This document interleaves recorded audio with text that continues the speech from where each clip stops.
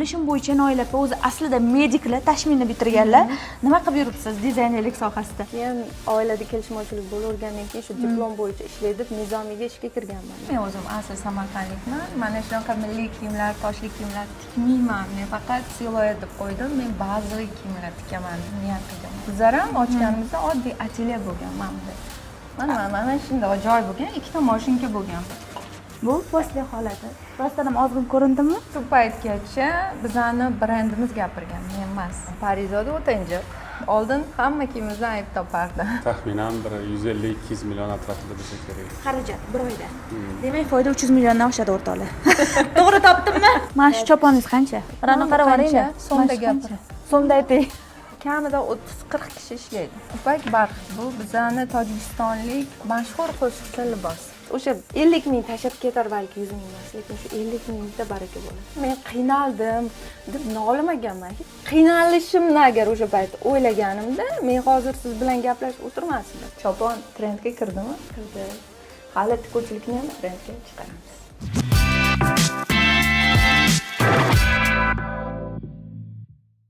Sohani juda ham yaxshi ko'rganman. Materiallardan ko'ylakchalarni paydo bo'lib qolishini ko'rib, xuddi ko'zimga sehrgarlik ishidek ko'ringan. Bu biznesga pul keltiradigan qaramayman. Juda ham muhim insonlar faktori. Men bilan ishlaydigan odamlarni mazza qilib ishlashi menga juda ham muhim. Mana shunaqa milliy kiyimlar, toshli kiyimlar tikmayman. Men faqat siluet deb qo'ydim. Men ba'zi kiyimlar tikaman deb niyat qildim. Chopon brend qilamiz yo sarpo brend qilamiz deb ochmaganmiz. Biz просто mana shu kelayotgan klientga ko'ylak tikib berib mazza qilish uchun ochganmiz. Tikuvchilik faqat chopon sotib $2000 ishlashmas.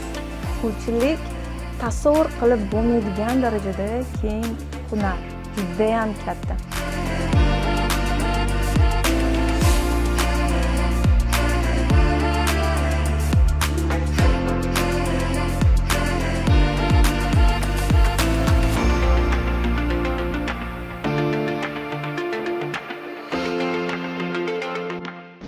Assalomu alaykum. Bugungi loyihamiz qahramoni dizaynerlik olamida mashhur bo'lgan qirolichalardan biri Silhouette by Noila Usmon. Bugun aynan bularning bizneslari haqida gaplashamiz. Mana o'zlari ham keldilar. Hozir o'zlari bilan tanishamiz.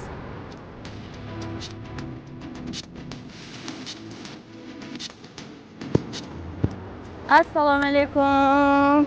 O'zi kelib qoldi oyog'ingiz bilan. Yaxshimisiz? Charchamayapsizmi? Sizga shuni taqib olib ko'rishamiz. Rahmat. Qo'llaringiz yaxshimi? Charchamayapsizmi? Bugun sizni qisqacha fikringizni olsak. Shunga qarshi bo'lmasangiz, biznesingiz haqida, umuman 2013-yildan beri mavjud bo'lgan Silhouette by Noila Usmon haqida gaplashsak. Mayli, yuringlar ichkariga.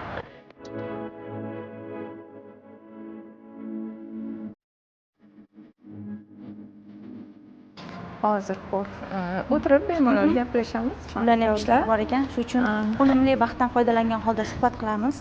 Menimcha hozir ishchilarga ish bo'lgani kirib ketdilar. Ungacha men sizlarni ko'ylaklari bilan tanishtirib o'taman. Bu yerda juda ham mashhur bo'lgan Silhouette by Noila Usmonni mana shunaqa nimchalari bor. Bu nimchalar hammasi bilishim bo'yicha qo'lda tikilgan. Hozir bunday qo'lda tikishlar soni kam. Noila opa, bir narsa so'ramoqchi edim sizdan. Keling. Nimaga bunaqa filiallaringiz ko'p? Men intervyungizni o'zi uncha uchratmadim-da ko'p. Yo'q, intervyu bermaganman. Bermagansiz. Menga qanday rozi bo'ldingiz? Endi hozir Instagramda agar ko'rgan bo'lsangiz, bir oy oldin podpischiklarim 100 mingta qilaman yangi yilgacha deb o'zimga o'zim so'z berganim uchun hozir hech kimga yo'q deganim yo'q. Tushunarli. Biz bu vaqtdan foydalanib, unumli hammasini so'rab olamiz. Bugun Noila opani faqatgina brendlari haqida emas, shaxsiy hayotlari haqida ham bilib olasiz. Demak, bu biznesni 2013-yildan beri boshlagansiz. Bunga turtki bo'lgan narsa nima bo'lgan? Bilishim bo'yicha Noila opa o'zi aslida mediklar, tashminni bitirganlar. Nima qilib yuribsiz dizaynerlik sohasida? Bu sohani juda ham yaxshi ko'rganman. Bolaligimdan desam ham bo'ladi. Ya'ni biz shu haqda marafon ham o'tkazdik akademiyamizda. Onam ayam ko'ylak tikib bergan. Kichkinaligimda shu mehrim tushib qolgan shu ishga. Ya'ni materiallardan ko'ylakchalarni paydo bo'lib qolishini ko'rib, xuddi ko'zimga sehrgarlik ishidek ko'ringan. Kichkina bo'lganman. Uxlashdan oldin material, ertalab tursam ko'ylakcha bo'lib qolgan. Shundan keyin shu ishni rosa ham yaxshi ko'rib, chunki bizda tikuvchilar yo'q. Ayam hisobchilar, onam tomonidan o'qituvchi bo'lganlar onam onalari. Lekin duradgorlar, naqqoshlar bor. Rassomlar bor. Demak, san'atga tortadi baribir. San'atga tortadi, lekin tikishda yo'q. Siluet by Noila Usmon. Nima uchun bunaqa o'zingizni ism familiyangiz bilan atagansiz? Ko'pchilik bunaqa nomlamaydi-da, har xil nomlar bilan ataydi. Qarang, bizda hozir bu nechinchi marta ham o'zgarib ketdi ismlarimiz. Bu o'zgardi. Necha marta o'zgardi. Birinchi Siluet deb ochilgan, hech qanaqa Noila Usmonova haqida gap ham bo'lishi mumkin emas edi.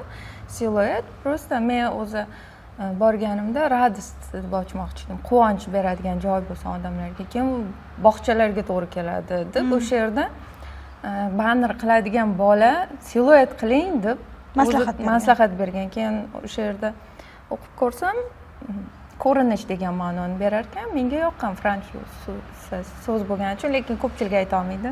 Siluet, siluet.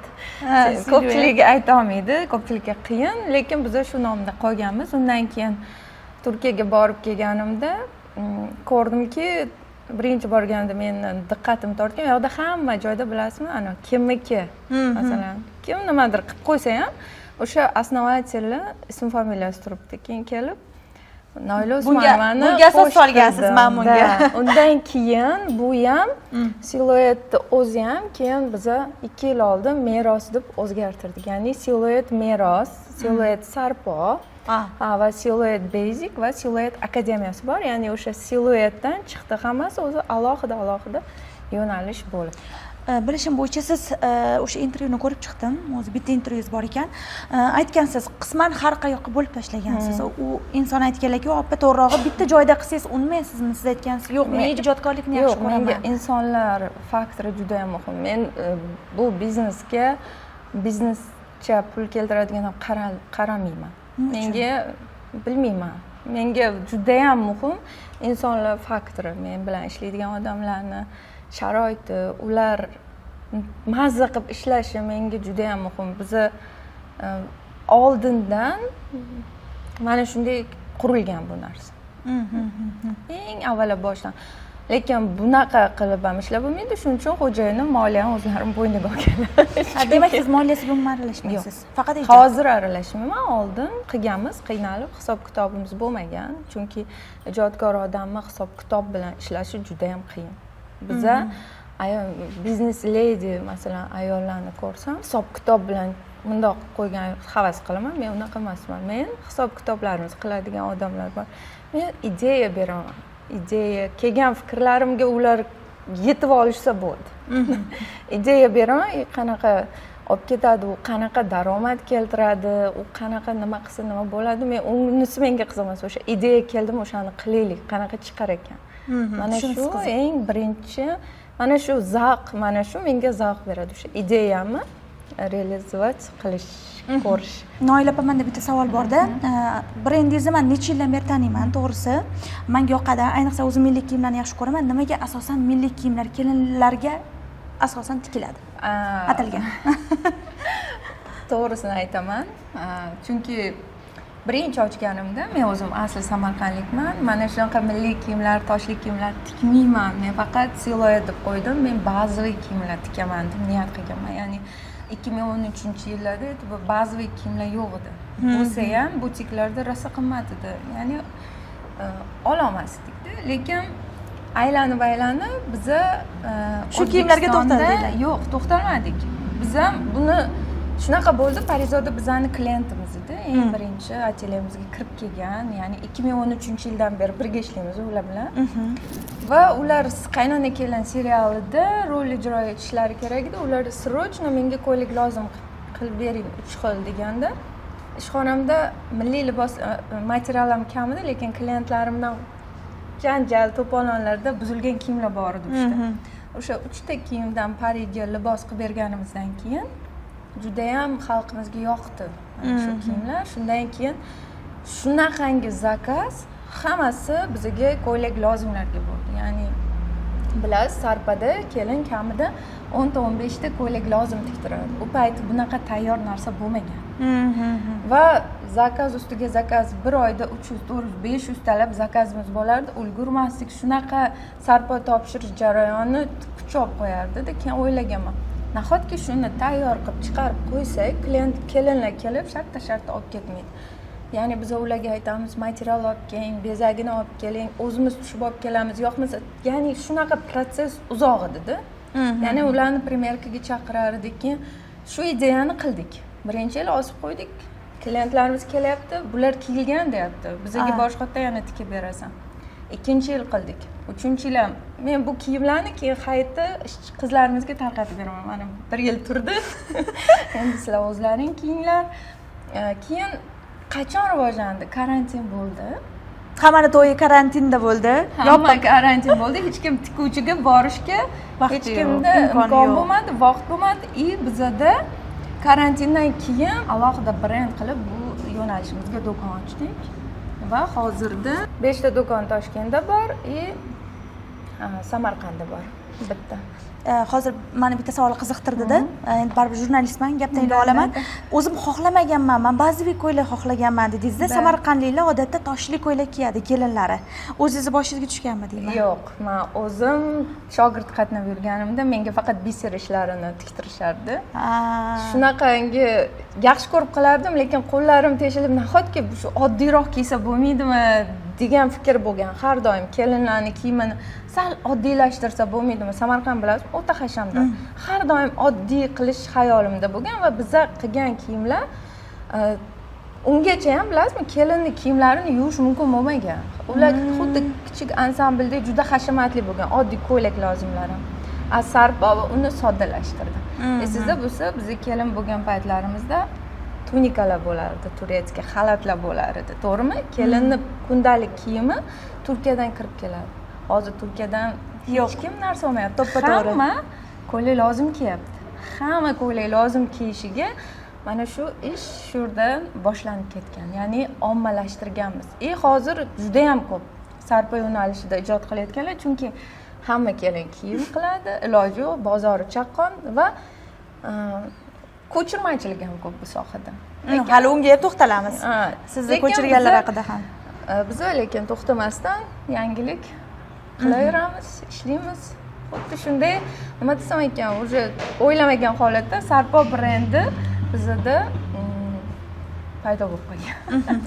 Noila opa, men hozir bitta narsaga yana e'tibor berdim. Meros, keyin Sarpo, Sulet, keyin har xil nomlar bilan, akademiyalar bilan ataldi-ku. Nimaga bunday nomlar bilan bo'lib tashladingiz? Akademiyada o'qitiladi. Qarang, akademiyada biz shogirdlarga dars beramiz. Akademiya va menda bitta xarakter bor. Masalan, meni akademiyam borligini merosimni klientlari bilmaydi. Sarponi klientlari bilmaydi yoki beziki mijozlari bilmaydi. Bir-biriga, ya'ni aralashtirib yubormaslikka harakat qilaman. Kimdir aytadi, bir-birini podдержка qilib ko'tarilish kerak deydi. Men yo'q. O'zi, ya'ni tikuvchilik hunariga qiziqib kirganlar shu akademiyada o'qisin. Ya'ni to'g'ri havas qilish kerak, lekin hozir Instagram bilasizmi? Meni eshigi har bir odamning o'zini taqdiri, o'zini yo'li, o'zini yo'nalishi bor-da. O'sha eshigini topib kirib ketsa, u ketadi. Lekin biz o'zimizning eshigimizni topib oldik. Lekin bizani kuzatib turganlar ham o'ylaydi, demak men shu yo'nalishda ijod qilsam, shu narsani tiksam, men ham shunaqa rivojlanib ketaman. Lekin aslida unaqa emas. Aslida qanaqa bo'lgan? Aslida ularga aytmoqchimanki, tikuvchilikda, mana akademiyamizga aytadigan gaplarim, tikuvchilikda faqat ko'ylak lozim, chopon tikilmaydi. Bu juda ham katta hunar. Prosta trendda hamma ko'rsatayotgan shu narsa bo'lgani uchun hamma shunga o'zini uryapti. O'ylaydiki, hozirgi kunda dizaynerlikni o'rganayotgan yoshlar hammani siluet Baynoila Usmon yoki boshqa brendlar mana qo'yni ishtonlar mana shunaqa narsa qilib zo'r bo'lib ketyapti. Men ham shunaqa qilsam zo'r bo'lib ketaman deb xato o'ylashadi. To'ppa-to'g'ri. Hozir biz shuning uchun detskiy kurs bizda O'zbekistonda bo'lmagan. Biz qizaloqlarni kiyimini tikishga o'rgatdik. Odamlar o'sha uni ham mana ko'rsatib berdikmi? Endi bunga ham o'sha sekin ketishni boshlaydi. Faqat aytaman-ku, bu narsani tikib, shuni ichida endi hozir shogirdlariga gaplarim, ichida o'tirib tikmagunizcha siz bilmaysiz.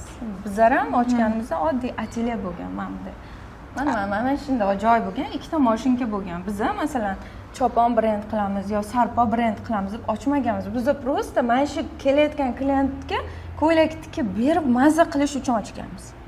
boshida Noila Usmon brendi Atelier Mod sifatida boshlagan va bugun Atelier Mod emas, bu ko'chadagi masalan o'sha 27 ta atelyeni bittasi bo'lib ochilganda, mana kichkina joyda ochilgan.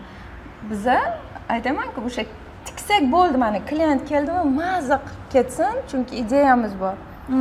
Bu bilmadim, lekin mana shundan yaxshi ko'rib ishlaganimiz sari mana shunday yo'l ko'rinib ketaverdi-da.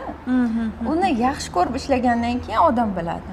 Yaxshi ko'rib shu ish qilgandan keyin balki u umuman yoshi murakkab fasondagi liboslarni tikish yoki to'lachi ayollarga kiyim tikish yaxshi ko'rib qoladi. Uni bilmaydi hech kim. Bu faqat tajriba orqali. Bu gaplarim endi shogirdlarga. Bu yerda esa o'sha kundalik, bu basic kiyimlar liniyamiz. Chunki o'zim juda ham skromniy kiyimlarni yaxshi ko'raman. Rangi chiroyli, gulsiz, skromniy kiyimlarni. Shuning uchun juda ham qiynalganman oddiy libosni topishga.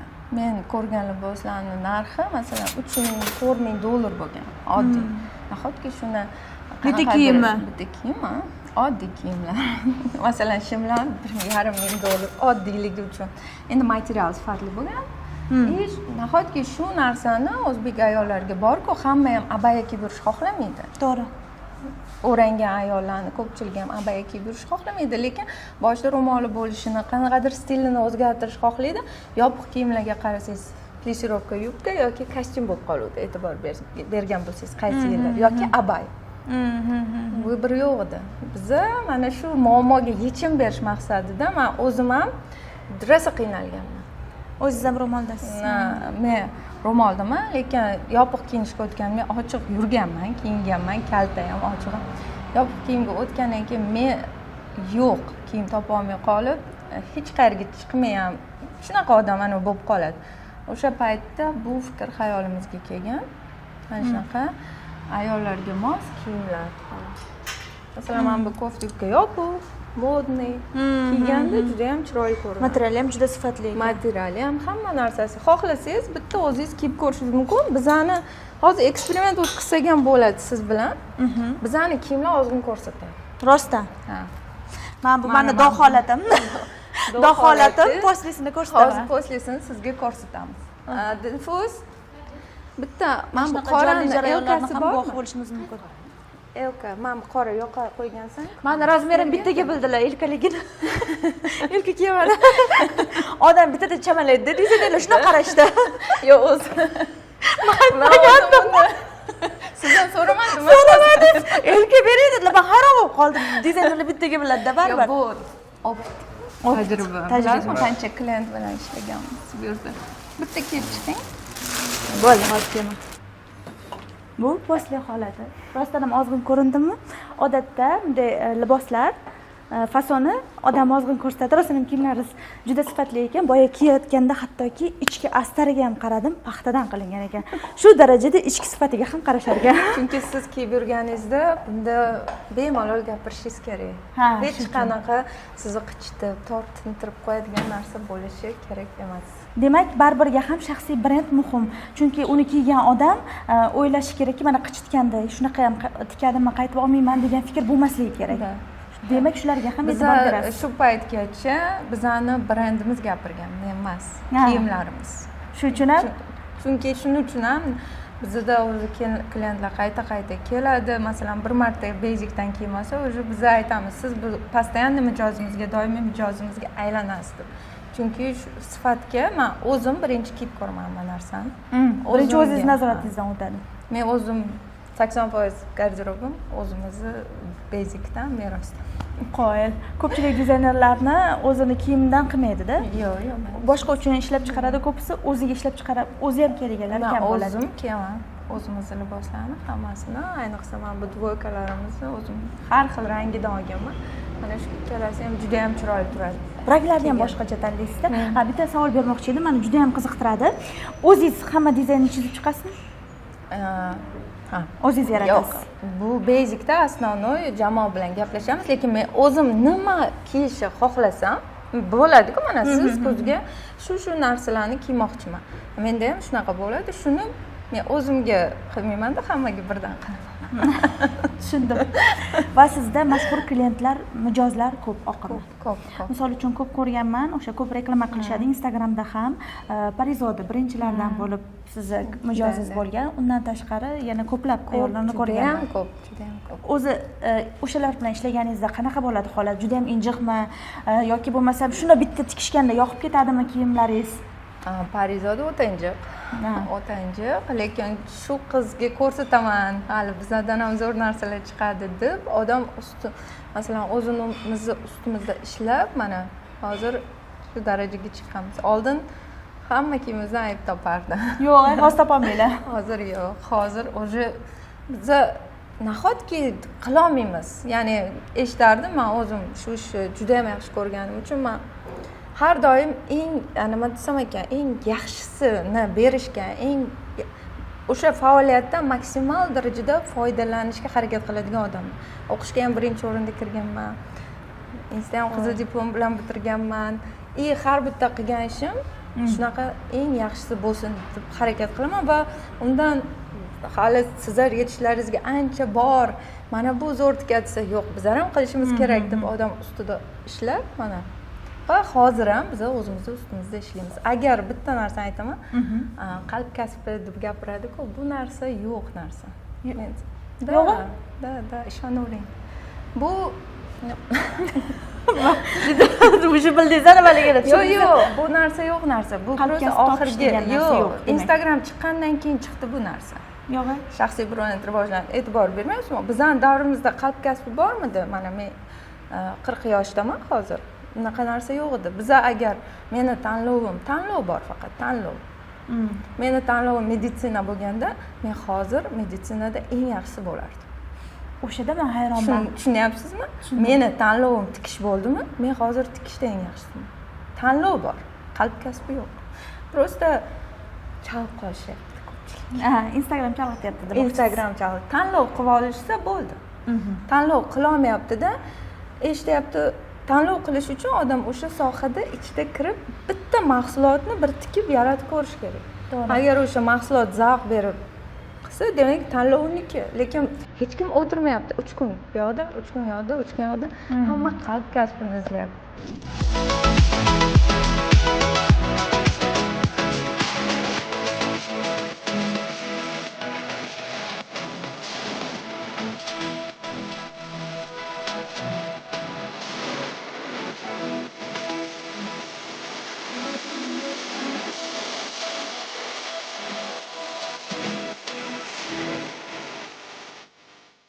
Bu yaqinda ochilgan joy, lokatsiya.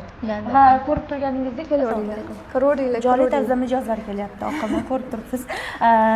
Aytmoqchi bo'lganim, juda ham zo'r lokatsiyada joylashgan, Bobur ko'chada uncha joy ololmaydi joy. To'g'risini aytadigan bo'lsak, bu yerni arendasiga qancha to'laysiz bu oyda? Bu arenda emas, o'zimizcha. O'zingiznikimi? Qoyil, o'zlariniki ekan. Qancha olgansiz? Yo'q, buni endi noldan boshlab, minusdan boshlab masalan ishlab kelgan bo'lsak, har doim arendada turganman va har doim xohlaganman o'zimning joyim bo'lishini. Xuddi o'zimning joyim bo'lsa, qanaqadir muammolarim yechilib, hisob-kitob menda payt men o'zim ko'proq daromad qilayotgandek fikrlar bo'lganda, har doim orzu qilganman. Mana o'zini o'zi hech qanaqa tashqi yordamsiz deydimi? Qoplagan holda. Qoplagan holda o'zini o'zi mana 12 yil deganda o'ziga o'zi joy oldi. Bu ish. Yunusobodda ham ko'rganman-da filial. Ular ham o'zinglarniki yo arenda? Arenda. Bitta mana shu joyimiz o'zimizga. Bu joyni olinish tarixi ham juda qiziq bo'lgan. Men bu joy qurilmasdan turib flyeri chiqqanda biz Glenkada arenda turardik. Joyi ko'rib, u payt milliy libos tikardik. Juda ham bizga mos ekan, dadasi mana shu joy olaylik deb 4 yil oldin shu flyerni ko'tarib borganman-da. Mana shu joydan joy olamiz deganman, lekin surishtirdik, bu joy sotilmaydigan bo'ldi. Umuman birinchi etash sotmaymiz. Keyin biz o'sha sotmagan ekan, bular sotmaydi deb shahar boshqa joylarni qidirishni boshladik, lekin bitta joy aniq Nukus ko'cha edi. Aniq bo'lib turganda u odam отказ qilib qoldi. Keyin bu kunisiga aytdim, O'zbegimda bitta so'rab ko'raylik deb kelsak, bular Instagramda targetda ko'rdilaringmi dedi. Yo'q dedik, o'zimiz kelyapmiz, endi ochildi dedi. Sotuv endi ochildi dedi va shu yerdan nasib qildi. Bu yoqdan-da zo'r joylar bo'lishini xohlayman. To'g'risi juda ham chiroyli qilib qurilgan ekan. Ham milliylik, o'zi umuman dizayniga ham alohida ishlanganligi bilinadi. Bu qismida milliy liboslar bo'lsa, bu qismida kundalik liboslar turibdi. Xo'p, nechta ishchingiz bor? 200 ga yaqin. 200 ta. Qoyil. Har bittasi taxminan qanchalar atrofida oylik oladi? Buni men bilmayman. Pulli narsalarni siz hal qilmaysiz. Meni xo'jayindan so'ranglar. Pul haqida mendan so'ramanglar. Men просто mazza qilib, men hattoki yonimda 1 million so'm pulim bo'lmaydi. Yonimda yurganimda. Ishchilarni berishini ham yo'q. Shundoq telefon qilaman, pul kerak desam, kartamga o'tkazib berishadi. Siz hisob kitobini qilmaysiz? Men umuman qilmayman. Men mana hozir hamma joyda bepul, kashlogimda hattoki nalichka bo'lmay qoladi, lekin har joyga borganda to'lov qilish kerak bo'lsa, просто aytaman, to'lov qilinadi. Uni hisoblab qancha ishlatdim, nima qildim. Yo'q, meni ishimga kirmaydi, men buni xohlamayman. Lekin bitta narsani so'rayman, bu chunki hammaga qiziq. Chunki loyihamiz ham shunga ko'proq asoslangan. Bir oyda qancha topasiz, sir bo'lmasa? Shu Sulet Baynoila Usmon, Meros, Akademiya hammasi sizga bir oyda krupniy qancha pul olib keladi? Hammaga qiziq bu. Hattoki o'zingiz ham bilasiz. Yo'q, men bu narsada xo'jayinimdan so'rash kerak. Hozir telefon qila olamizmi? Mana shu yoqdalarmi? Assalomu alaykum. Hozir so'raymiz. Pochcha yaxshimisiz? Bitta narsa so'rasak maylimi? Jamoat ekansizlar, birovlarni ko'z tegmasin. Keling. Kiravering. Keling. Ha, mikrofonni sizga beraman hozir. Sulet Baynoila Usmon biznesi. Usman. Bular familiyasiga o'tganman. Yo'q, shu uchun Usmanova biznesi umuman hammasi. Mana milliy liboslar, sarpo, meros bir oyda qancha foyda olib keladi? To'g'risini ayting. Qiyin masalaga savol beryapsiz. Chunki biznesga asoslanganda loyihamiz. Endi uni to'g'risini aytsam, bir hisoblab chiqib ko'rishimiz kerak. Uni summada. buxgalteriyamiz aniqroq javob beradi. Siz ekansizku buxgalteriyalari. Yo'q, buxgalter bor. Yana buxgalter shogirdlarimiz. Moliyaviy masalalarga siz qarar ekansiz. Shuni bildik. Mana nechinchi yildan beri topshirgansiz? Keling, xarajatimiz haqida so'rang. Birinchi xarajat, keyin foyda bo'lmasa? Yo'q, xarajatimiz haqida bilasizmi? Yo'q, xarajatimiz ham ancha-muncha ko'p. Qancha xo'p? Endi to'g'risini aytish kerak-da. Taxminiy ayting. Xo'p. Deylik, taxminan bir 150-200 million atrofida bo'lsa kerak. Xarajat bir oyda. Demak, foyda 300 milliondan oshadi o'rtoqlar. To'g'ri topdimmi? To'g'ri topdimmi? Yo'q. 300 dan ko'p. Siz arendalarni ham hisobladingizmi? Oyliklarni? Ham yo'q hali. O'shaning uchun men bu savolga juda qiyin, birdaniga bunaqa javob berish qiyin-da. Nimagaki hozir bitta desa bir arendasi. Nimagaki endi mana bunaqa narsada bu tizimlashtirilgan sistemada ishlaganingizdan keyin har bitta ma'lumotga har bir inson javob beradi. Ya'ni ma'lumotlarni tayyorlaydigan shogirdlarimiz bor. Shuning uchun ularning hammasini jamlamasini u degani bir 5-6 ta yo'nalishdagi jamlamalarni yig'ib chiqish kerak bo'ladi. Shuning uchun men sizga hozir birdaniga mana shuncha ekan deb aytishga qiynalib qolaman. Ya'ni aytsam noto'g'ri bo'lib chiqadi. Ya'ni ojidaniyadan, ya'ni kim bilmayman qaysi auditoriyaga ma'lumotni berayotganimizni qilishni xohlamay qolishi mumkin. Yo'q, men o'ylayman 300 milliondan ko'p topiladi, chunki bu yoqda 200 ta ishchi bor deyildi. Undan tashqari arenda, общий, arendalar bor va tok, svet degan narsalar bor. Ularni xarajatini oladigan bo'lsak, sof foyda. SM mutaxassislari, media umuman alohida, menimcha o'rtacha 400 milliondan oshadi. Nega unaqa nima deydi, vokruq da okolo yuramiz? Siz menga biroz vaqt bersangiz, aniq javob qilamiz. Bo'ldi, siz yarim soatdan keyin suhbatga tortamiz pochcha. Ungacha biz Noila bilan gaplashib turamiz. O'zbekistonda qirolicha darajasiga yetgan biznes womenlar bor. Bularni misol uchun sanash mumkin, to'g'ri. Brend ming raqobatdosh bo'lsanglar ham bir-biringlarni hurmat qilganinglarni ko'rganman. Misol uchun Anor Atelier, Iroda Azamxo'ja, siz, undan tashqari hozir bugungi kunda Rano Collection, Dildora shular. Hammamiz. Lekin farq bor-da hammanglarda. Hammani yo'nalishi har xil. Bizlar asosan meros, masalan aytadigan bizlar kelinlar bilan ishlaymiz. Masalan, boshqalarni oladigan bo'lsa, ular balki kundalik qimmat kiyimlarni ko'proq. Bizlar kelin salon. Bizlar kelinlar bilan. Bizga hozir kirib qarasangiz, bizani kundalik kiyib yuradigan choponlarimiz kam. Biz asosan eksklyuziv meros qoladigan choponlar ustida ishlaymiz. Shu uchun meros qoladigan choponlar meros deb nomlangan. Meros deb nomlangan. U yoqda yurib gaplashamiz, ketdik. Ra'no, mana Ra'no bu yerda bizani adminimiz. Hozir shu yerni o'zida, shu binoni o'zida bir 6 tacha xodimimizni ko'rdimda. Taxminan. Pastga tushmadingiz. Pastda tepaga chiqmadingiz. Demak, bu yerda tepa pas ham bor. 3 ta qavatdan iborat. Pastga qavat tikuv emasmi? Biz pastda tikamiz, tepada bizning akademiyamiz a'zolari. Bu yoqqa ham chiqamiz, Mayli, chiqaraman, ko'rsataman hammasini. Syomka xonalarimiz. Har bitta brend bir-birini yordam beradi, bir-biriga masalan. Xuddi bu har bitta ochilgan, masalan, meni ideyam bu xuddi bir farzandimdek gap. 9 ta bolam bor deyman-da. Meros eng kattasi bo'lsa, ular o'zi mustaqil, ular o'zi foydaga kirgan. O'zi katta o'g'il oilaga qanaqa daromad olib kelsa, bu ham shunaqa. Sarpoyim o'zi katta qiz oilaga qanaqa yordam bersa, xuddi shunaqa. Akademiyamizdan eng kichkina ar bu basic. berib tur, menga berib tur. Akasi ber, singlisi ber, shu yig'lamasin. Lekin hozir men narxlarni qarab chiqdimda, siz u yoqda ishchilar bilan suhbatlashib turganda, basicni narxlari men o'ylagandim, bor $100, $150 kiyimlar. Chunki material yaxshi edi, ushlab ko'rgandim va qiziqib ko'rdim. Dvoykalaringiz narxi 500, 600 ming, har xil narx atrofida ekan, hamyon bor. Chunki odamlarga o'rgataylik. Bunaqa yo'nalishda ishlaydigan boshqa brendlarni bilmadim. Men ko'rmadim-da. Skromniy, yopiq, lekin modniy kiyim izlaydigan ayollar uchun, masalan, Zaraga borsa ochiq, Massimo Dutti qimmatli qilishi mumkin, lekin basic, Mangoda topish qiyin. Lekin basicga kelsa, ko'nglidagini topadi. Mana shunaqa o'zimga o'xshagan ayollar ko'p, o'qituvchilar bor, yopiq kiyinish xohlaydiganlar. Mana ustimdagi ham o'zi anaqa sezon, kuzgi sezonniki, menimcha yangi kolleksiya. O'qituvchilar ham kiysa bo'ladi, o'quvchi qizlar ham kiysa bo'ladi, studentlar ham kiysa bo'lar ekan. O'shaning uchun bilsin. Shunaqa brend mana shakllanyapti. To'g'ri, medialarni zo'r qilib olib bora olmasman, lekin o'zim chiqib gapirsam, prosmotrlarim 500 ming, 200 ming bo'lib ketadi. Katta meni model deb ko'ryapti odamlar o'sha.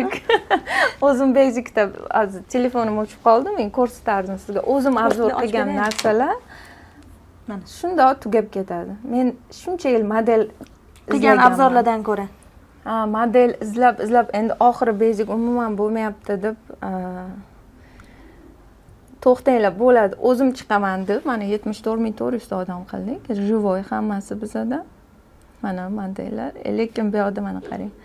72,800 o'zim chiqqan hozir. Men 172,106 ming mana.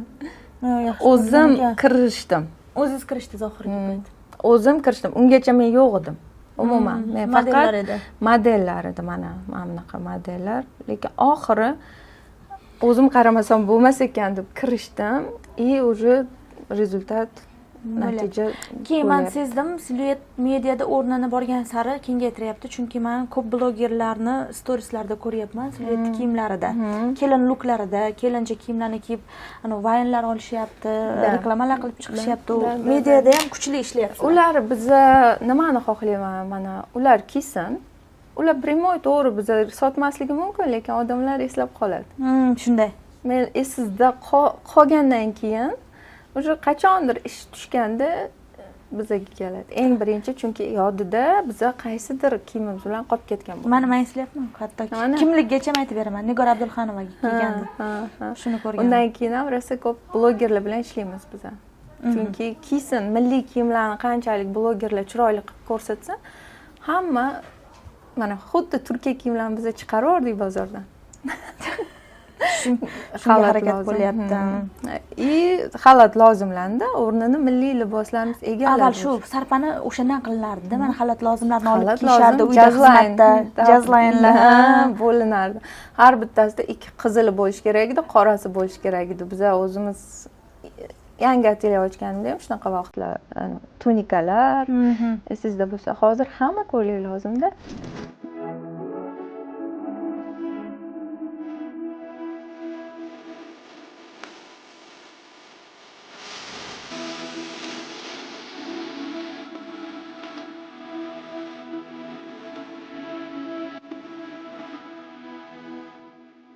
Bu hammasi mana bizani kolleksiya. Bu ko'rib turgan liboslaringiz biz chiqaramiz.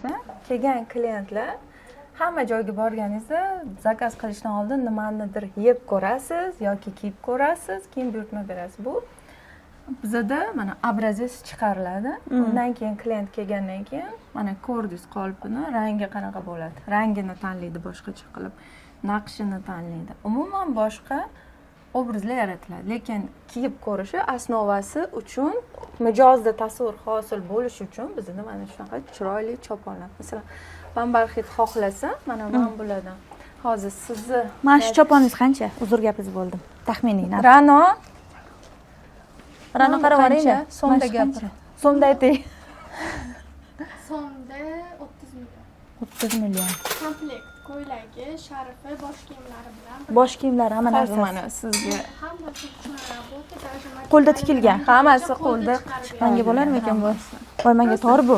Kattaroq razmerimiz Yostimga tashlayman. mana Shunaqasi ham bo'lib turadi. bizada mana matolargacha bitta choponni bitirish uchun hozir aytish mumkin, namuncha qimmat degan savollar bor. Baribir shunaqa komment bo'ladi.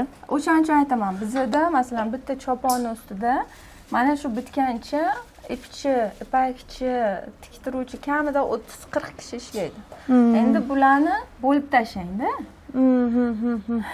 Ya'ni bu pulni olib biza o'zimiz emas, ya'ni klientni kelayotgan bizga berayotgan puli kamida yana 40 kishiga shundoq ketadi. Bu bizani uzoq tumanlarimizdagi yoki viloyatdagilarni oilalarini mana kashtachilarni ro'zg'or tebrashiga, maktab bozor qilishiga, bolalarini o'qitishiga Yetish kerak. yo'q, sababchi bo'ladi. Ular chopon sotib olib o'ylamasin, masalan, bularga anav qilyapmiz. Bu butun O'zbekistonning rivojlanishiga hissa qo'shishyapti.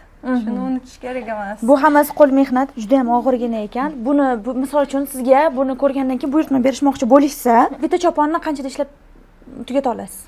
Taxminiy. Biza boshida 2 oy, 3 oy ham 3 oy ketadi. Bir oy juda kam. 1 oy kam. 1 oy oldin olmaysizlar demak, zakaz. Kamroq. Lekin bizani shunaqa klientlarimiz bor.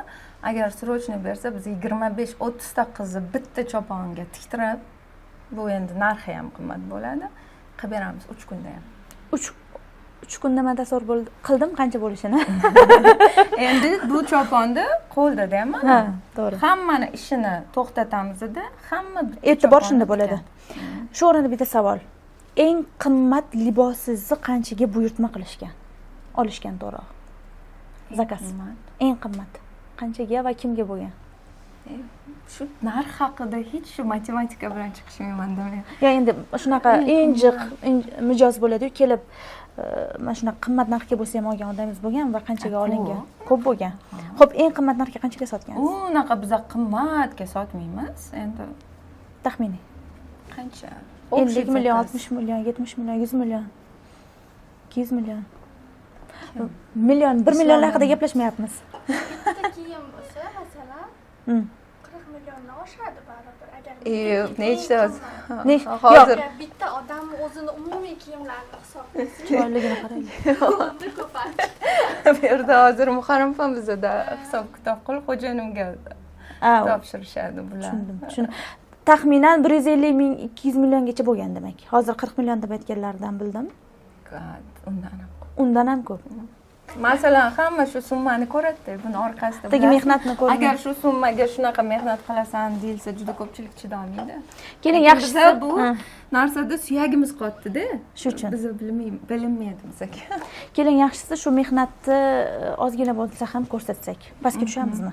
Ketdik. Demak, biz hozir qisman Sulet Baynoila Usmonni tikuvchilik qavatlariga tushamiz pastga. Jarayonni ko'ramiz. Siz hozir bitta filialni ko'ryapsiz. Bizda meros 2 ta. Meros 2 ta. Bunaqa ishlaydigan 2 ta filial qilish juda ham qiyin, individualniga, lekin alhamdulillah bizda shunaqa komandamiz, jamoamiz bor, qizlarimiz bor. Shuning uchun 2 ta bizda. Anaqa jamoangizdagi qizlarni juda yaxshi ko'rasiz. Ana undagi intervyuda ham juda yaxshi ko'rib gapirgan ekansiz. Men yaxshi ko'raman, shuning uchun bularni bu yil 7 kilometr anaga Gruziyaga yubordik. Shunaqa jamoada ishlasanglar, mana safar ham yetib olasizlar. Jamoamiz, bizning oshxonamiz bor. Qani? Ana Muhayyo. Bizani shunaqa alohida shirin ovqatlar pishirib beradilar. boshqa odamimiz qanaqa chiroyli. Ha, bu qizlar chiqib ovqatlanadi, juda ham akkuratli ekan. Qo'y. Qizlarimiz uyda qilib, maza qilib, o'tirishadi hammasi. Sharoitlar qilingan. Joningiz sog' bo'lsin. Rahmat. O'zim ham shu yerda bet qilaman. Qo'y. Bismillahirrohmanirrohim. Hozir asosiy jamoa bilan tanishamiz. Asosiy jamoamiz ikkita aytaman, bu birinchi jamoamiz. Assalomu alaykum, xormanglar. Assalomu alaykum, yaxshimisizlar? Assalomu alaykum. Voy, juda katta ekan-a. Sex bo'lib ketgan ekanda men. Qizim mana. Bu sizni qizingizmi? Bolalikdan qiziqyapti-da, demak. Bilmadim, bu yoqqa tushyapti, mana achkilarni taqib. Qo'y. Hattoki mana e'tibor berish mumkin, juda ham sifatli materialdan ishlanishi bilinar ekan. Men bu ipak buni ham manusi mana ko'pchilik ipak barxit. Bu bizani tojikistonlik mashhur qo'shiqchi libos. Shabnam Surayyoniki emasmi? Zulayxon. Zulayxonikimi? Qo'y. Zulayxon bizani doimiy mijozimiz.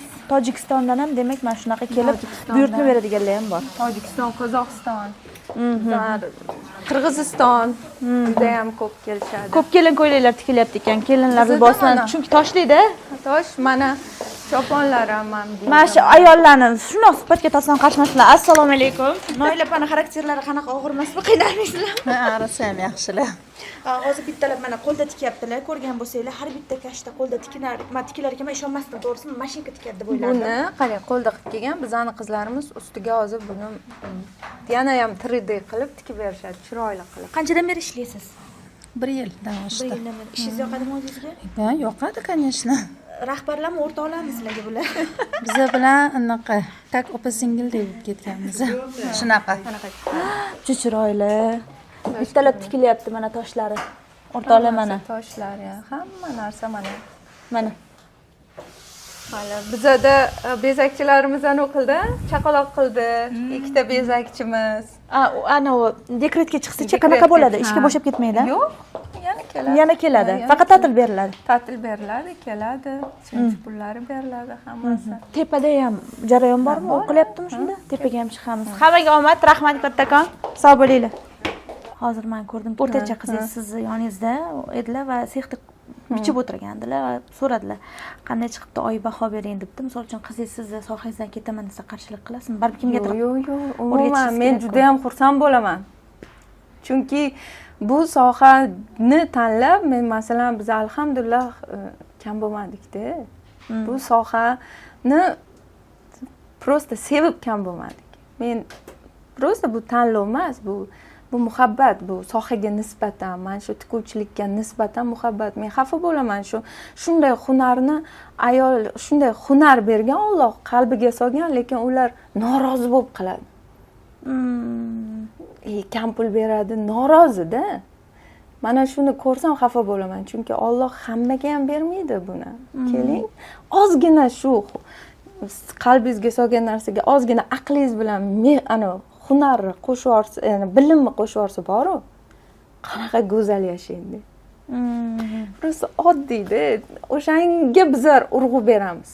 Lekin buni balki pul haqida gapirmaganim uchundir odamlarga yetib borish qiyin. Lekin xohlaymanki yetib borsin. Mana shu mehri tushdi qalbingizda bor, aqlingizdagi bilimni qo'shing va natijasidan maza qilasiz. Bitta siz emas, butun oilangiz, butun mahallangiz, butun rayon. Mana shu mehrni natijasida, masalan, men ham umuman o'zi soham boshqa. Samarqanddanman. Oddiy oiladan Toshkentga kelin bo'lib tushib, bu yoqqa kelin bo'lgansiz. Bu yerga kelin bo'lganman. Toshkentda bironta tanishim bo'lmagan. Qiyin bo'lgan baribir. Menga qiyin, men bilmadim, menga hech narsa qiyin deb ko'rinmaydi. Misol uchun mana biznesni noldan boshlagansiz 2013-yilda va ma'lum darajada buni yopmoqchi ham bo'lgansiz. Baribir bo'ladi, hammada o'tadi-ku, eplanmasa. Qiynaladi. To'g'ri. Shu haqida gapirib bering. Qarang. Yopishga 1001 sababim bo'lgan. Yo'q, yopmaslikka bitta.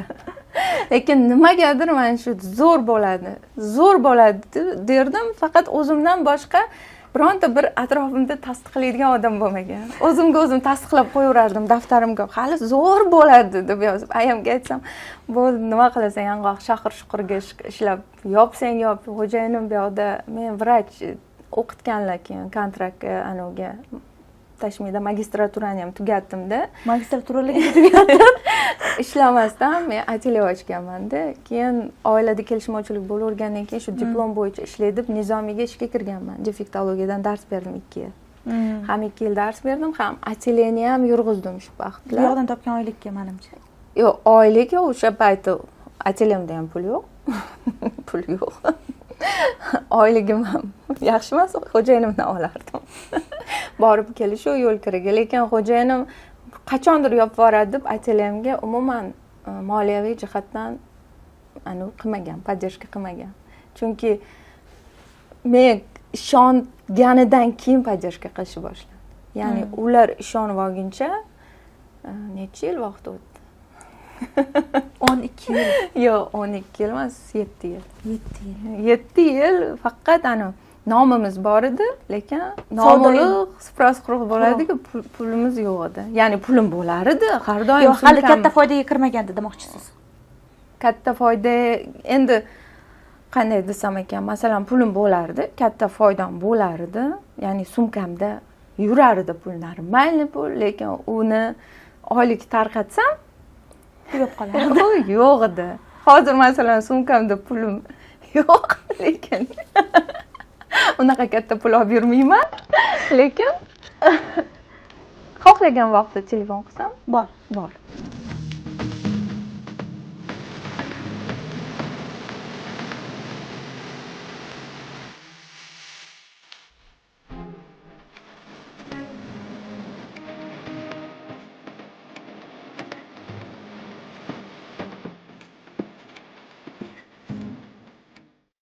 Hattoki mana bu yerdagi bezakgacha o'zlari tikishgan ekan.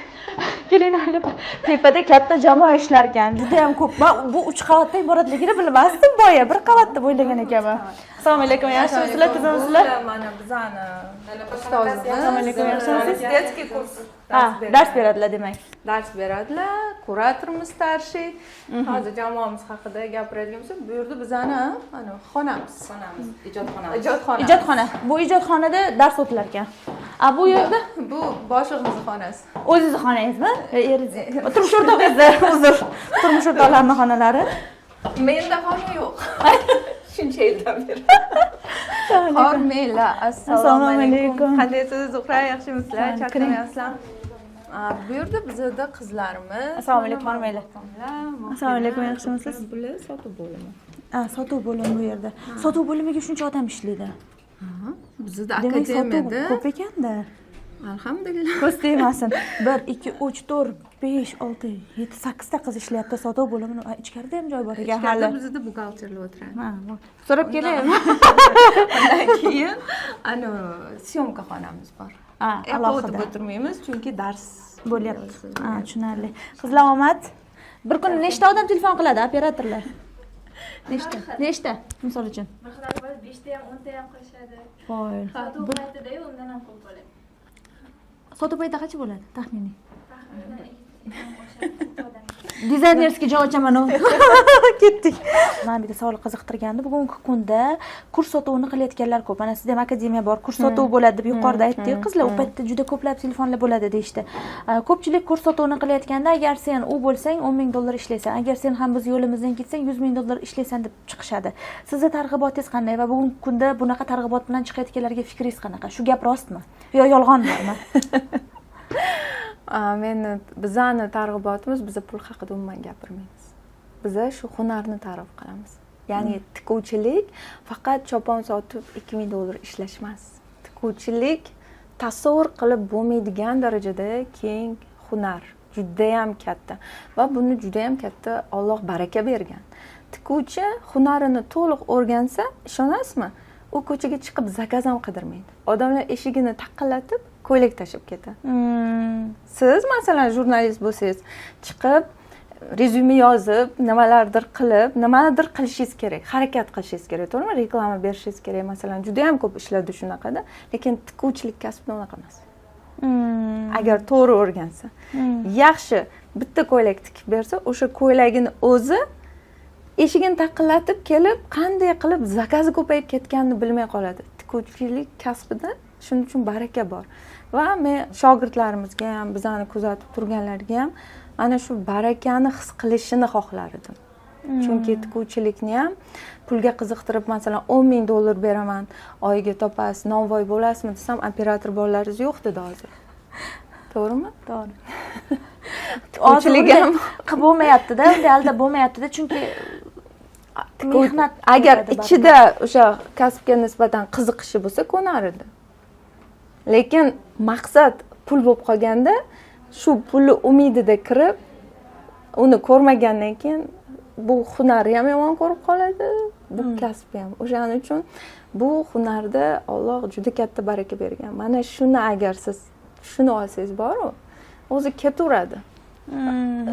Bu chunki avratini yopyapmiz-da.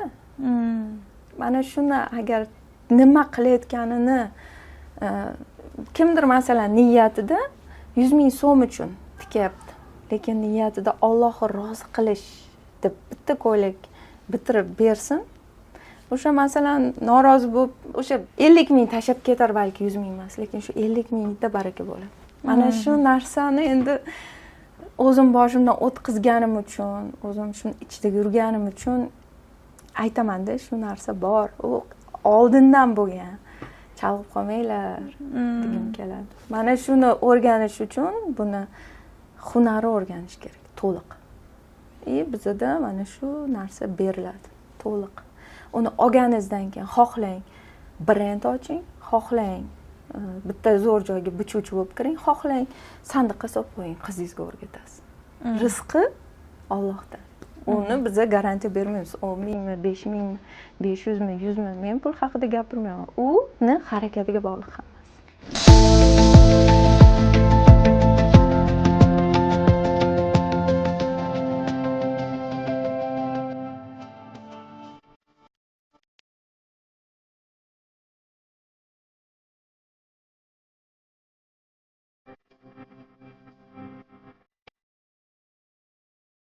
Akademiya 2 yildan keyin yo'q bo'lib ketishini xohlamaymiz. Biz 50-100 yildan keyin ham ayollarni, ya'ni mukammal darajada bu hunar-ku, hamma kiyinadi. 50 yildan keyin hech kim yalang'och yurmaydi. To'g'ri. Lekin to'g'rimi? Lekin bu hunarga hozir miyamiz chuqur o'rganishga xohlamay qolyapti-da. Lekin bizning akademiya o'sha hunari shu 50 yildan keyin ham mana shunaqa qilib mukammal darajada beradi inshaalloh. 50-100 yildan keyin ham mana shu niyatda ochilgandek. Hali bu haqda rosa gap ko'p. Hali pastda gaplashamiz. Hozir tema bo'ladi. Keldi, Noilib o'zir gapingizni bo'ldi. Meni kasalim tutib qoldi. Qadriyatlarni o'zgartirish, bizda maqsadimiz boshqacha dedingiz-ku. Mana shunaqa liboslarni yaratish orqali qadriyatlarni qaytaryapmiz deb o'ylaysizmi? Ko'ylak lozim, trendga kirdimi? Kirdi. Chopon trendga kirdimi? Kirdi. Hali tikuvchilikni ham trendga chiqaramiz. Qo'y, siz bilan 1 yildan keyin suhbat qilamiz.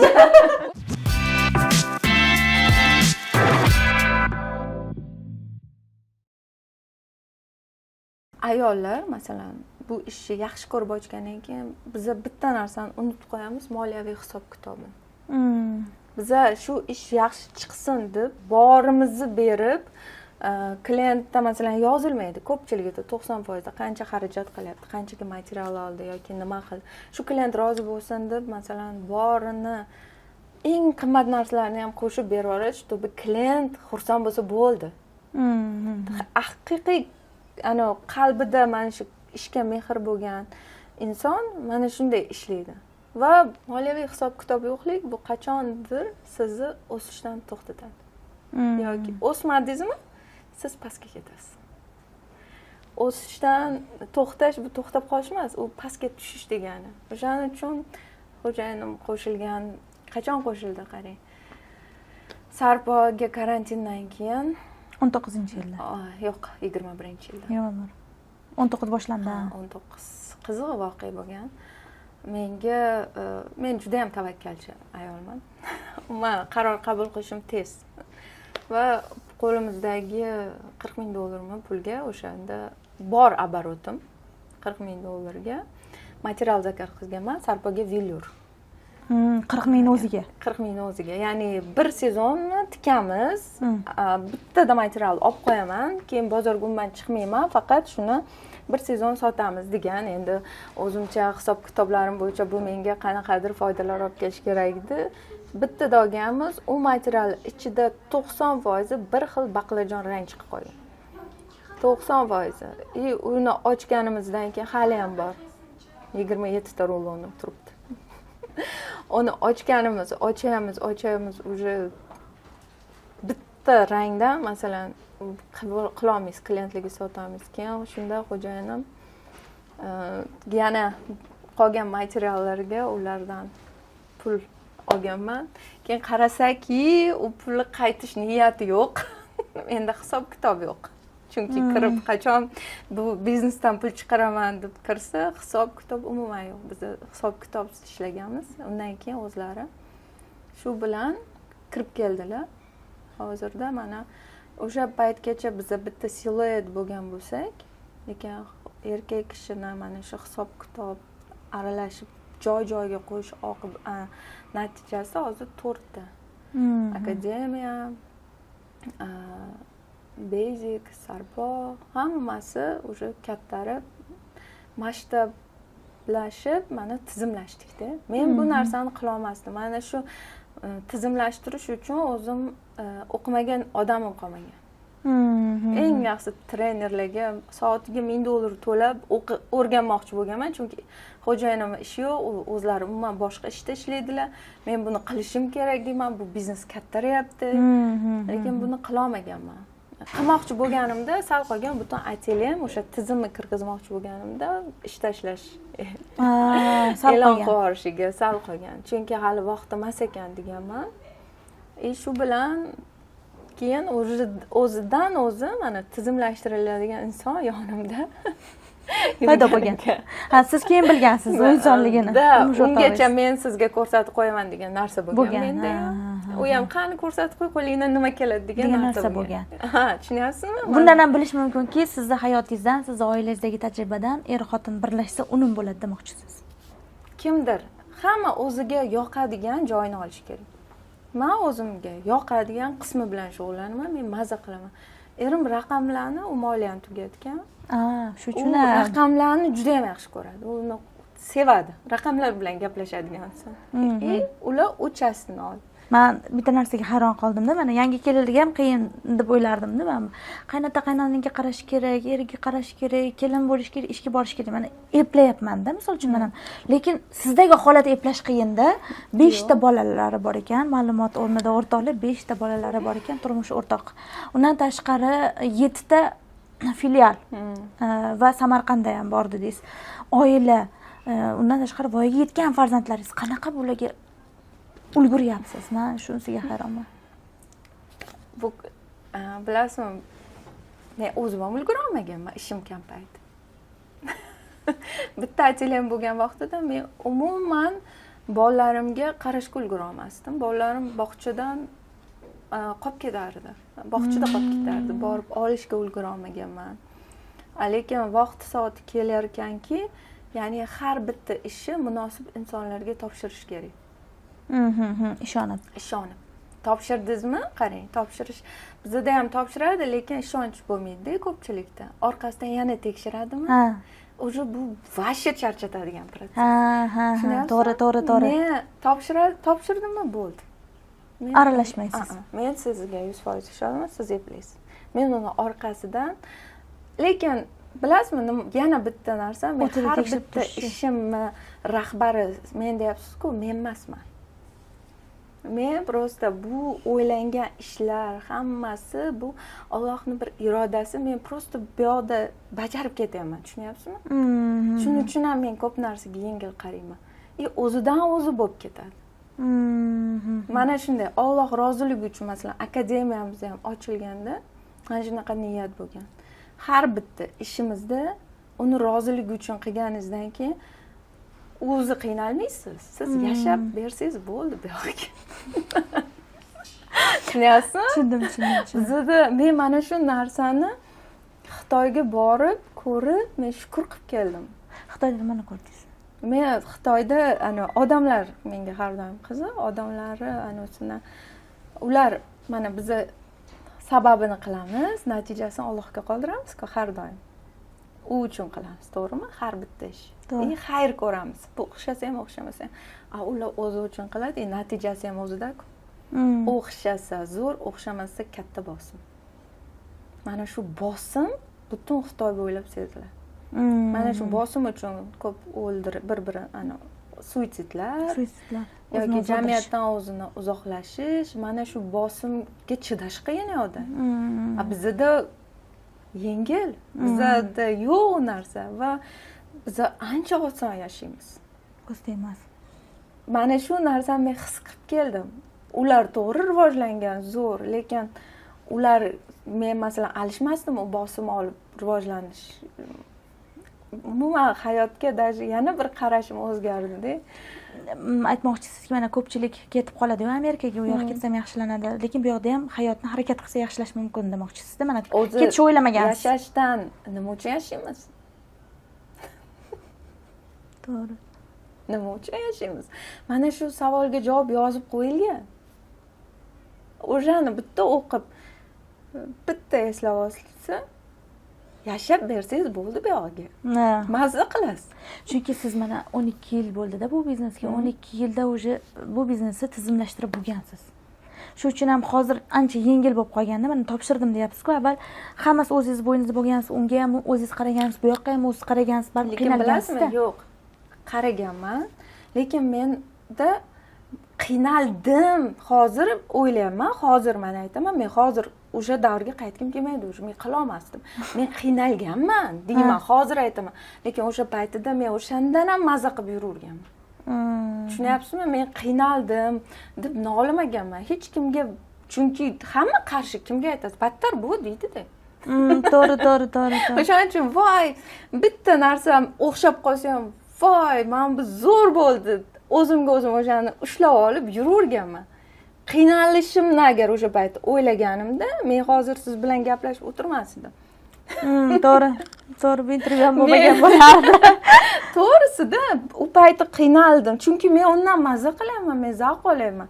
Lekin qiyin bo'lgan, hozir eslasam boru, yonib ketgan, ishxonada shunaqangi jamoa, dahshatli bir vaziyatlar bo'lgan. Bichuvchim, tikuvchim eri bilan bir nimalar bo'lib ketgan, xullas ishdagi ishlar bo'lib, shunaqangi narsalar bo'lganki, endi hozir o'ylasam, menga bu juda ham qiyin. Hozir aytib berish qiyin. Bu sizda ham bo'ladi. Hammada kimda kim, lekin chiqib olib men shunaqa qiynalganman, noldan boshlaganman deb aytkim kelmaydi o'sha. Uyalaman shunaqa deyishga. Lekin aslida shunaqa, lekin bu o'tishim kerak bo'lgan yo'l. Buni evaziga mana o'tiribman hozir shu yerda. Men bunaqa qiynalganman deyish noshukurlik deyman. Gapirgim kelmaydi. Men zavq olganman o'sha protsessda. Demak, o'zingizdan maza qilgan ekansiz. Maza qilganman. Shu uchun zavq olgansiz. Men bu ishni yaxshi ko'raman, juda ham. Har bitta masalan biz bilan ishlayotgan tikuvchilar bo'lsa, men hech qaysiga shu paytgacha bironta shtraf bermaganman. Ba'zi ishxonalarda beradi, oyligidan ushlab beradi, oyligidan ushlaydi. Men nima uchun? Chunki Alloh buni qalbiga solgan shu hunarni ishlayapti. Qanaqadir narsa bo'lgandir. Men yaxshi ko'rganim uchun shu hunarni qilayotgan ayollarni ham yaxshi ko'raman. Shuning uchun aytgim keladi, sal bilim qo'sh. Sal bilim qo'sh. Shuni qilib o'tiribsan shu ishni. Sal bilim qo'shsang boshqacha qilasan. Просто buni yetkazib berish uchun mana личный brend qilaman deganda siz keling.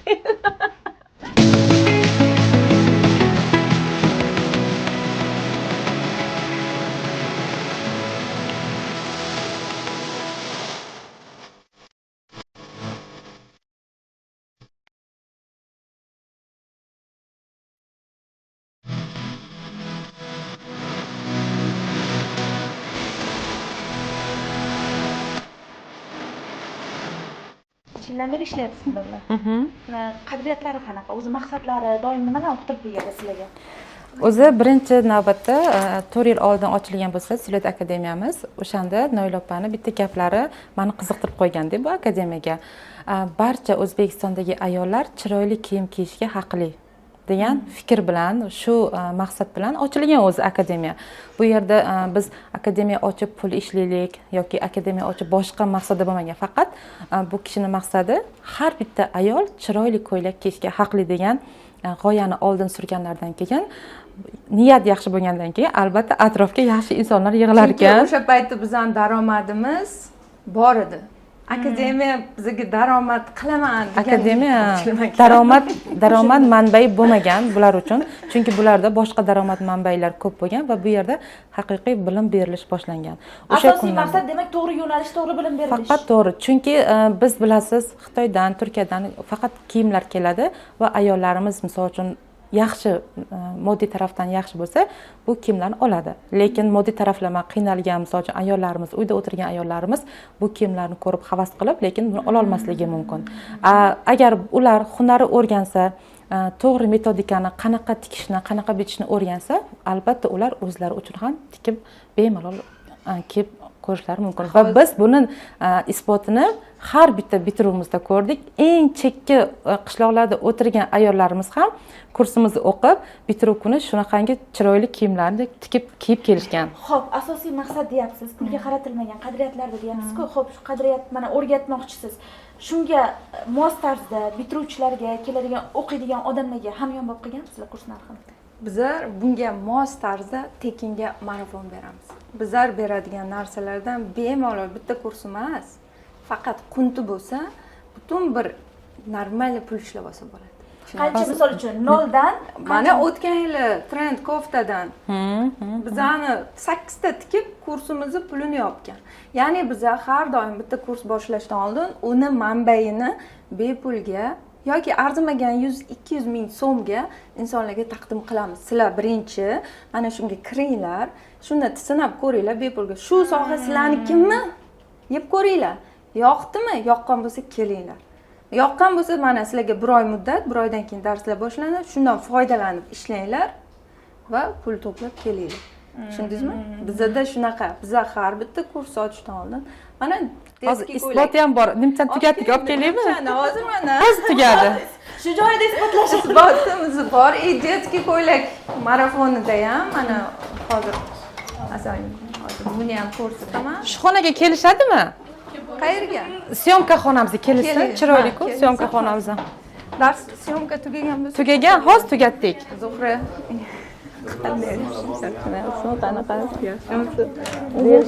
Yaxshi o'tirasiz, gaplashamiz. Mana. Assalomu alaykum, hormanglar. Hozir yaxshimisizlar? Charchamayapsizlarmi? Mana syomka xonamiz. Gapimizni xonalarni ko'ryapmiz. Ko'rmagan. Gapimizni isboti. Mana gapimiz isboti, ikki taraflama nimchani mana hozir tugatdik. Ya'ni bilasizlarmi, bu yil juma kuniga milliy liboslar kuni deb e'lon qilindi.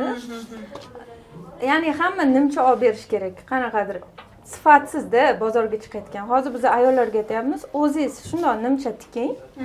O'g'lingiz maktabga keladi, juma kuni bu tomonni kiyib ketadi. Texnologiya. Bu bepul. Bu bepul. O'rganish. Demak, men ham tikib olaman buni. Albatta. Qatnashsiz. Bo'ldi, qatnashaman. Qanaqa chiroyli. Bu o'g'il bolaga oq qora adres qo'ysa, biza qiz bola uchun. Bu darsda tushuntirilgan hammasi.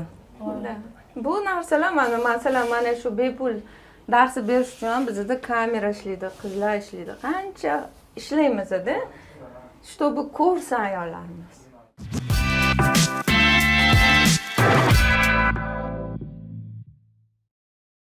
O'zi sizni ko'pchilik kibrli, odamlar bilan muomalasi qiyin deb o'ylaydi. Men o'zim ham bugun aytdim, boya yuqorida sizni boshqatdan kashf qildim deb.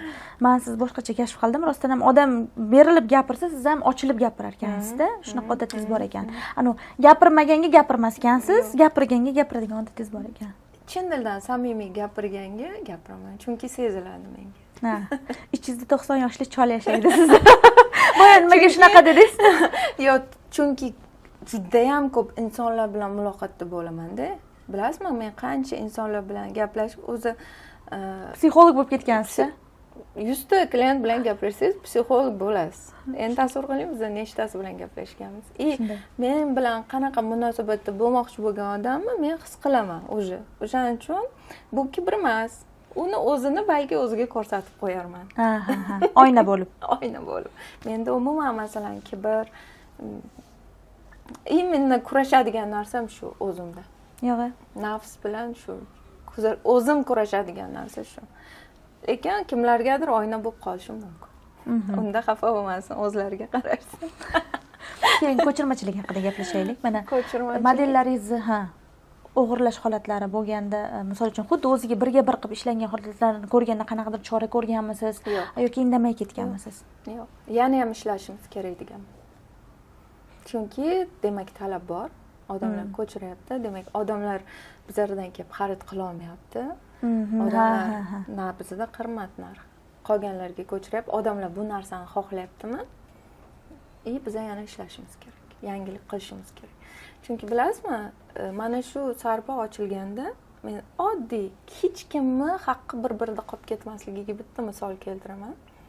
Biza o'sha Parizoda bilan ishlab yurib sarpo ochilguncha bizani ko'ylak lozimlarimiz butun O'zbekiston, Qirg'iziston, Qozog'iston bo'yicha trendi bo'lgan. Ya'ni har bitta tikuvchi bu liboslardan tikkan ko'chirib. Har biri tikkan. Ya'ni men tikib bozorlarga ham chiqargan, sotgan, xullas daromad olgan, omadini bersin. Lekin biza to'xtamadigani ishlardik. Men akademiya ochganimda men reklamasiz bilasizmi qancha odam yig'ganman? Hozirgacha. Qancha? Normal odamlar o'qiydi. Masalan, son jihatidan ko'p odam o'qiydi. Men target yoqmagansiz, lekin biror marta. Kamdan kam yoqamiz, lekin targetga unaqa narsalarga men pul ajratmayman. Ya'ni bularni hammasi mana o'sha 1-2 patog ochilgandagi shogirdlarimizni hammasi mendan ko'chirib tikkan tikuvchilar bo'lgan. Ko'ryapsizmi? Ular masalan shunday foydalandi, lekin men kurs ochganimda ular menga pul to'lab o'qishdi. Hech kimning haqqi kimgadir qilib qo'ygan, masalan, kimgadir agar foydasi tegadigan ish qilsangiz, bunga xafa bo'lish kerak emas, bunga xursand bo'lish kerak. Shu bilan kimnidir hayot o'zgarib, rizq topishiga sababchi bo'lib qo'ygan bo'lsangiz, bu yoqda sizga kelaveradi yana. Uni to'sish kerak emas. Yo'q, ko'chirmadi. U Allohdan berilgan ilhom bu. Men nima o'zim o'tirib chiqardimmi buni?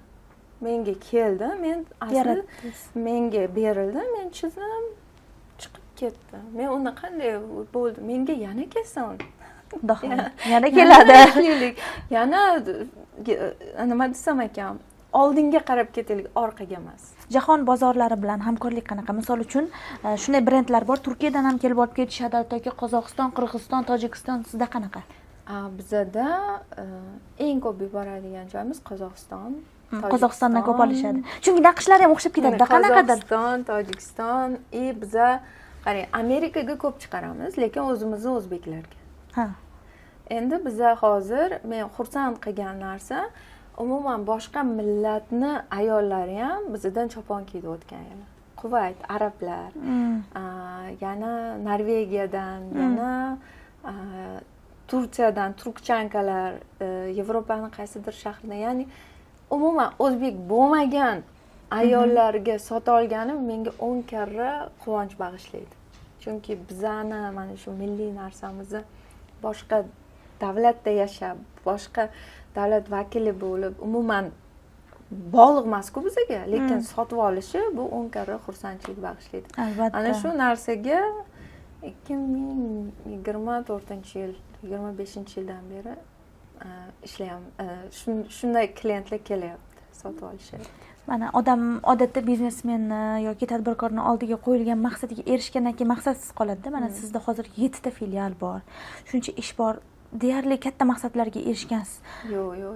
Unday emasmi? Yo'q. Eng katta maqsadingiz nima demoqchi edim? Nima?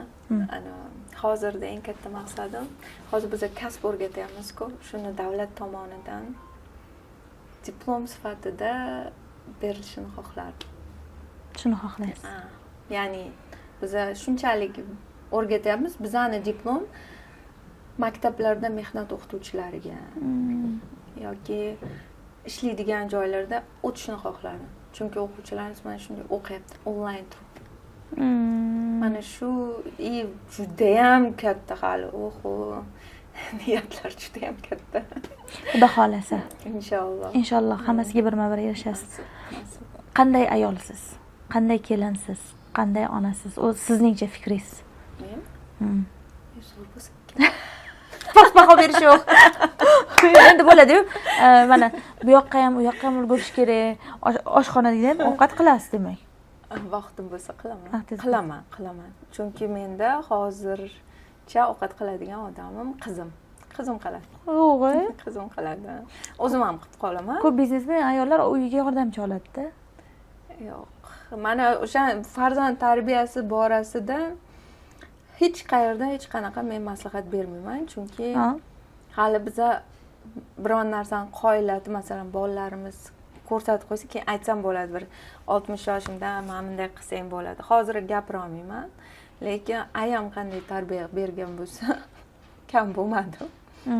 Eskicha bo'lsa ham o'zim ham xuddi shu tarbiyani qo'llashni xohlayman. Ya'ni birinchi o'rinda o'sha mehnatkashlik. O'shaning uchun ham uyda hamma o'zi uchun mustaqil, o'zini orqasini yig'ishtirib, o'ziga o'zi xizmat ko'rsatib, hamma bir kishi uchun, bir kishi hamma uchun degan narsalarni singdirishga, o'rgatishga harakat qilaman. Oyingiz haqida gapirib bera olasizmi? Oyim haqimda qancha gapirsam kam, judayam sabrli ayollar, judayam. Ayam haqida aytsam bo'ladi, biz qiyinchilik ko'rganmiz-da. Aytdingiz, oddiy oiladan chiqqansiz. Oddiy oiladan, men dadam 20 yoshimda vafot etgan bo'lsa, ayam 4 ta farzandi ham oliy ma'lumotli qilganlar o'zlari. Bir o'zlari o'sha paytda oliy ma'lumotli qilish bu oson bo'lmasdi. Hozir endi kontraktga o'qitganlar, oddiy ishda ishlab, mana shu ayamdagi barakani ko'rganman-da. Kichkina oylik, lekin hamma narsaga yetadi. Odamlar ayamdan kerak bo'lsa pul ham so'raydi. Baraka degan narsani mana shu ayamda ko'rganman. Ya'ni 4 ta farzandni o'qitib, uyli joyli qilib, ya'ni biz 3 qizimiz, uchalamiz ham o'zimiz o'rnimizni topib, tinchib, bu katta narsa ekanda. Mana ayam gapirsa bo'ladi farzand tarbiyasi haqida. Men hali gapira olmayman. Lekin 19 ga kirganda bo'lasiz. Ha, 19 ga kirgani bilan hali oila qurib, hayot o'zini o'rnini topib ketgancha baribir men hozir gapira olmayman. Lekin gapiradigan odamlar, onamlar, xo'jayinimni onalari, qaynonalari. Ayamdan juda ayamdek bo'la olmasam kerak deb o'ylayman. Men u darajada sabrli emasman ba'zida. Siz shunda Toshkentga kelib bo'lgansiz, Samarqanddan. Uni gaplashdik. Samarqanddan. Sovchilik orqali. Sovchilik orqali. Men Toshkent meni juda ham o'zgartirdi. Toshkentda kelib ko'p narsalarni ko'rdim, chunki men aytaman-ku, o'zim mana hamma yaxshi men uchun. Hech bir yomon odam yo'q. Shunaqa muhitda katta bo'lganingizdan keyin Toshkentda ham xuddi shu narsani necha yil aytaman-ku, qiyin bo'ldi moslashib ketishim. Lekin Toshkent ko'p narsani o'rgatdi, ko'rsatdi. Lekin baribir ichimda o'shanday hammaga ishonuvchanlik, yaxshi ko'rishim o'shandan qolgan. Baribir men odamlarga ishonaman. Kim nima desa ishonish kerak emas deydi-ku, ishonish kerak. Lekin siz aldash qiyin. Nima? Meni aldash qiyin emas. Meni aldagandan keyin men o'zi kim uchun yashayapman, kim uchun ishlayapman, uni o'zi to'g'rilab qo'yadi. Men hech narsa qilmayman. O'zidan o'zi yo'qib ketadi, o'zidan o'zi. Men absolyutno yomonligim yo'q, lekin o'zidan o'zi bo'lib, o'zi balansga solib qo'yadi. Meni aldash juda ham oson. O'sha uni aldash qiyin. To'g'ri. Meni aldash oson. Uni aldash qiyin. O'shaning uchun hayron qolaman-da. Ko'p vaziyatlar bo'lgan, mana shu ish jarayonida ham qayta amin bo'lganman shu narsaga. O'zi to'g'rilab qo'yganiga. O'shaning uchun men hech kimdan xafa ham bo'lib o'tirmayman. O'zi to'g'rilab qo'yaradi. Ana oyingiz haqida gapirganingizda, keyin Toshkentdagi o'sha boshida kelgandagi voqealarni gapirganingizda ko'zingizda yosh keldi-da. Nimadir bor, shuni ayta olmayapsiz. nima bor? Hech narsa. ichingizda nimadir bor, shuni ayta olmayapsiz. Xuddi Men mana shunaqa dadam tuyuldi. haqida dadamni esladim o'sha. O'shani aytib bering. Dadamlar mana shunaqa hayotga qarashimga men dadam bilan sababchi bo'lgan. Dadam judayam kuch beradigan, lekin o'zlari yosh o'tganlar 46 yoshda. Harakatchan inson bo'lganlar, lekin o'xshamagan ko'p narsalari. Har doim esimda turadi. Dadam mana bu konfetni ko'rsatib, mana shu narsani men 5-sinfmidim.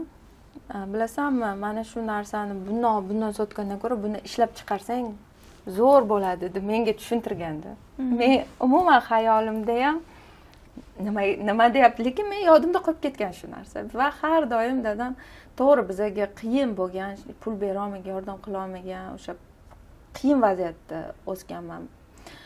Lekin har doim aytardi, sen menga mashina mindiradigan qizsan, sen eng omadli qizsan. Shunaqa singdirgan menga. Men birinchi o'rinda o'qishga kirganman. Men magistraturaga ham shundoq kirib ketganman. Prosta sen omadlisan, sening qo'lingdan hamma narsa keladi. Mana shu narsani hech narsa mana moddiy jihatdan qila olmasam, mana shu so'zlari ongimga ochib qo'yganda. Men zo'rman, men omadliman degan narsa bo'lgandan keyin hech qanaqa qiyinchilikka dadam shunaqa duvdi-ku deysiz, tushunyapsizmi? O'tib ketishingiz oson bo'lar ekan. Ishonchda samootsyenkamizni oshirib qo'ygan. O'ta. Mayda chuyda problemalarga e'tibor bermaslik. Mana Instinkt paydo bo'lgan ekanda. Mana shu narsani bizga dadam solib ketgan, rahmatli. Ayniqsa menga. Men o'sha aqlimni tanigan bo'lganman. Hozir tirik bo'lganlarda rostdan ham mashina mindirib qo'yamiz. Inshaalloh, qilardim, lekin nasib qilmadi. Nasib qilmadi, даже 32 yoshimda mindirib qo'yishga bor edi o'sha paytlar. Kuchimiz bor edi, 8 yil oldim. Lekin nasib emas. Nasib qilmadi. Bu ham bekorga emas. Ya'ni o'shandan o'rganganman, bolani ming ursangiz ham uni duxini ko'tarish kerak. Ruhi ichida temiri bo'lsa, siz unday qilasiz, u sinmaydi hech narsaga. Mana shu duxi yoshlikdan berilar ekan. U keyin ming psixologga borib treningga qatnab, samootsyenkani pulga oshirar balki. U bunaqangi effekt bermaydi. U bolalikdan ichiga temir solib qo'yish kerak ekanda.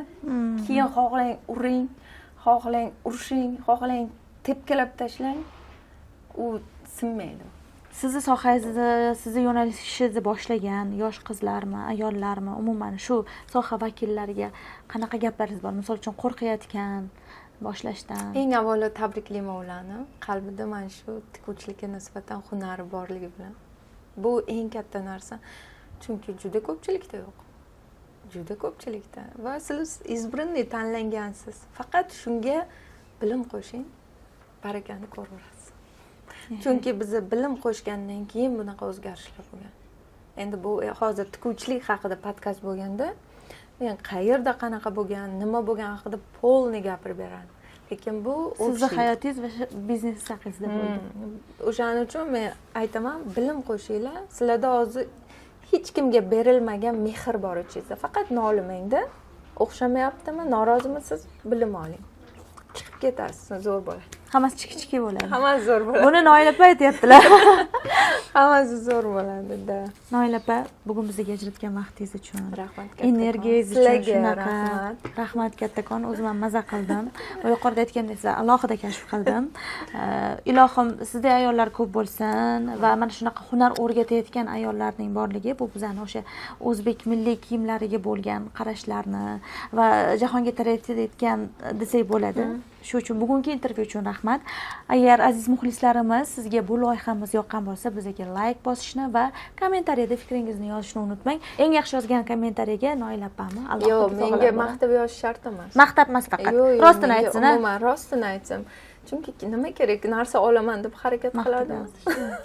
Lekin zo'r qilib yozganga haqiqatan ham his qildirib, mana intervyudan agar ko'rgan bo'lsa, aniq ichidan nima o'tdi o'shani yozsin. Meni maqtash вообще kerak emas.